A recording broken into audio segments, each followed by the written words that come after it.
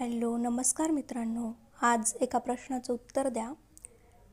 जर एखादी व्यक्ती देवाचं करत असेल, जर ती सकाळपासून मोठ्या मोठ्या आवाजामध्ये भजन कीर्तन लावून ठेवत असेल आणि शेजारी जर ह्या गोष्टीचा त्रास होत असेल, जर मुलांना अभ्यास करताना त्रास होत असेल, त्यांची झोप होत नसेल, जर त्यांना ह्या आवाजाने अत्यंत त्रास होत असेल, सांगूनही ती व्यक्ती ऐकत नसेल, तर काय केलं पाहिजे?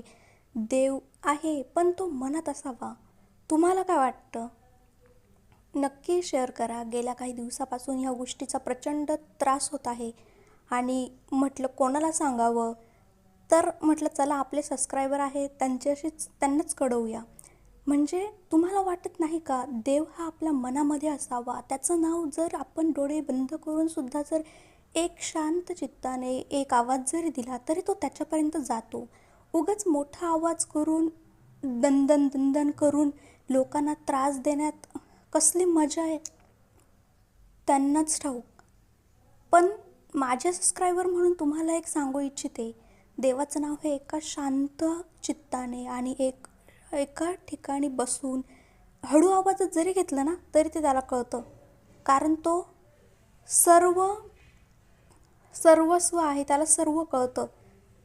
ठीक आहे, थँक्यू, धन्यवाद. नक्की सांगा कमेंटमध्ये तुम्हाला काय वाटतं.